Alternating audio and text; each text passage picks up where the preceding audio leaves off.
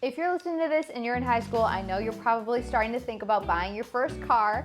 So let's walk through the pros and cons between buying and leasing. I'm Leah Leverich, a class of 2022 high school graduate exploring every path to success after senior year. A big part of that success is money. Not everyone has open conversations about finances with their friends or family, and most schools don't spend a lot of time preparing us. These bonus episodes will provide you with the basic financial knowledge and terminology that you need to enter adult life.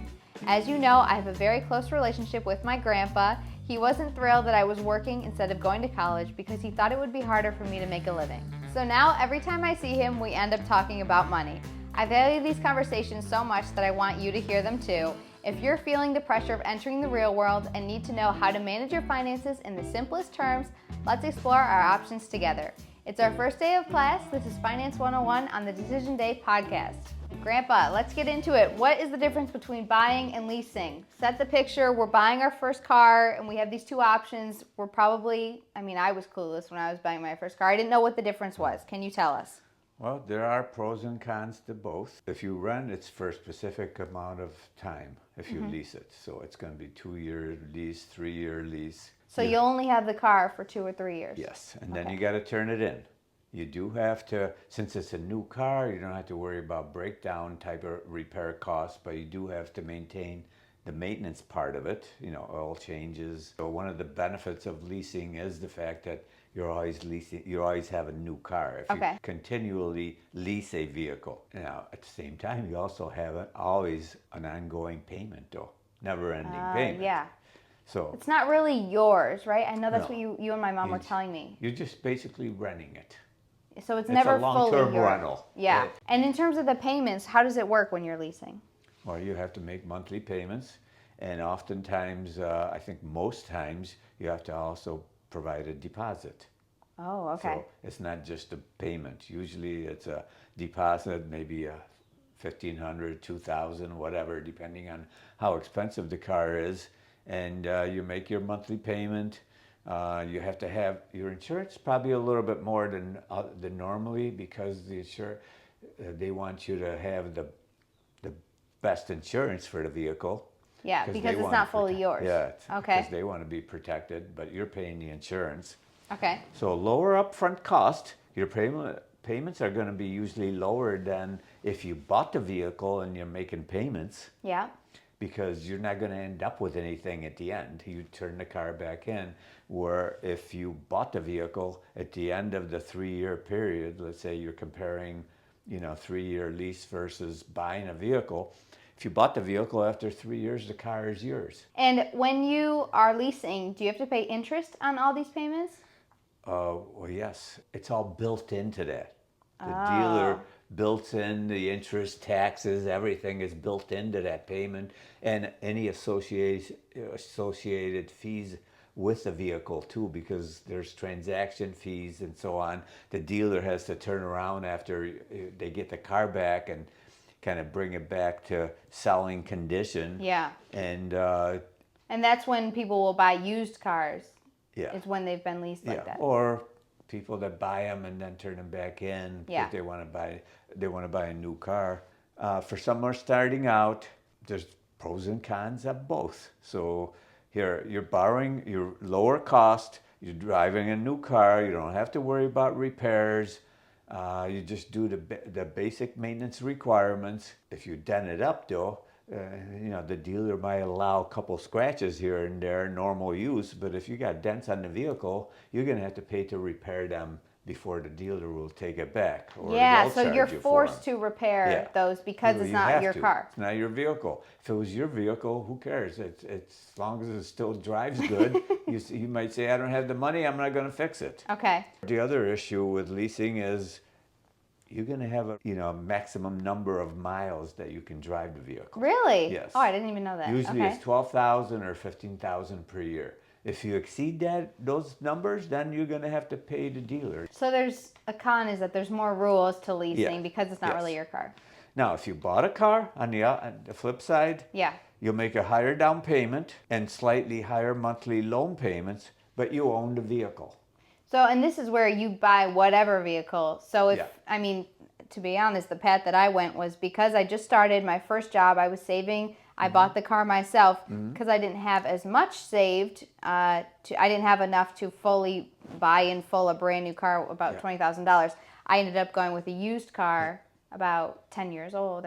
I love my beautiful car, but I did end up going that route personally because I wanted to own it. In your case, you paid not a penny in interest. And right. Because you paid cash for the vehicle. You saved first and then bought it. So you didn't pay any leasing fees. You didn't pay any tax. Well, you paid the tax when you bought the vehicle. But you didn't pay any interest. Essentially, that's where your savings came in, is the interest. But you did have to pay for any repairs that were needed on the vehicle. You had the complete responsibility because it was not under any type of warranty. I mean, you could have bought a warranty. I generally don't advise buying a used car warranty because if you start looking at the fine print, I'd like to refer to a quote that I read somewhere from a mechanic that had been in the repair business for like 30 years, and he said, "Boy, I never repaired a car that was under warranty."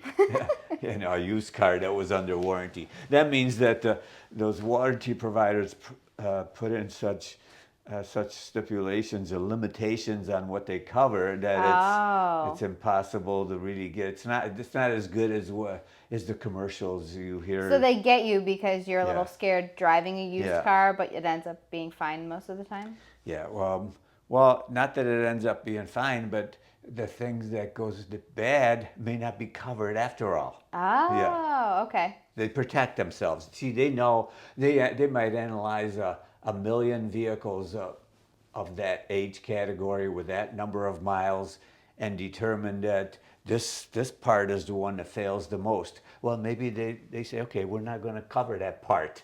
Oh. So they do a complete analysis and they structure the warranty in a way so they make the most amount of money. They wouldn't be a viable business if they're there just like the commercial says, "Oh, look, this failed and they gave me $5,000." But if they make it sound like they're giving money away on those warranties. Probably not the case. It is not the case. If it was the case, they wouldn't last very long in business. Right. And what are other pros and cons to buying the car rather than leasing it? Okay, then there's no fees related to the mileage. You can drive it as much as you want. You don't have to worry about exceeding that number of miles and then being charged for it.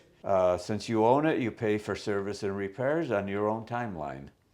It's cheaper overall to buy a car and hold it for as long as possible. But you have to forego a lot of the conveniences that you get through leasing.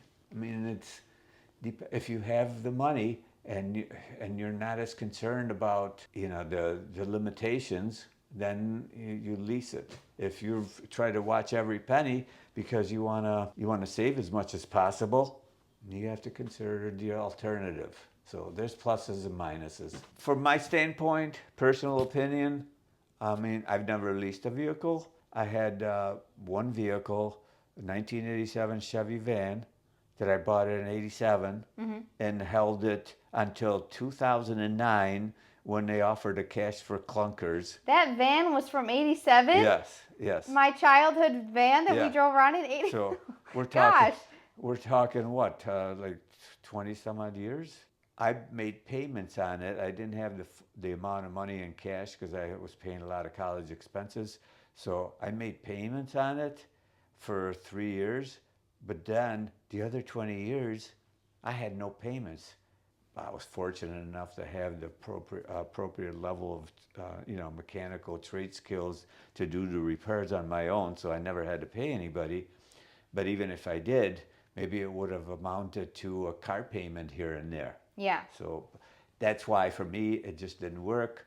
I mean, I felt confident that I could maintain it, and I would have probably kept it for maybe several more years if it wasn't for the fact that they gave me over $9,000 on a cash for clunkers trade-in. Oh, okay. What are some strategies for teenagers that want to buy or lease their first car? How can they start saving? How would you recommend that based on what you told me when I was of age? If you can, if you have the capability, if you're working part-time or whatever, save as much as possible, and then buy a halfway decent car. If you want to really cut corners, buy a halfway decent car, especially if you know someone or you have someone in the family or know of a mechanic that charges reasonable rates. Mm-hmm. You might have a failure here and there, and it could be the equivalent of a car payment. So you do that every couple months here and there, but overall you're going to save a lot of money. Okay, so consider all of that with buying and leasing, the financial strategies of buying your first car. When you're going into the dealership or when you're checking out cars local to you, keep all of that in mind. We hope that this was helpful for you, kind of giving you the basic terminology and understanding when it comes to making a pretty big purchase like a car, especially when you're younger. That's probably going to be the first big purchase that you make in your life. You can reach out at Decision Day Podcast on social media or decisiondaypodcast@gmail.com. We love hearing from you. We love hearing your stories, and we look forward to sharing a new financial perspective with you in the next episode. Thank you, Grandpa. Thank you, Leah.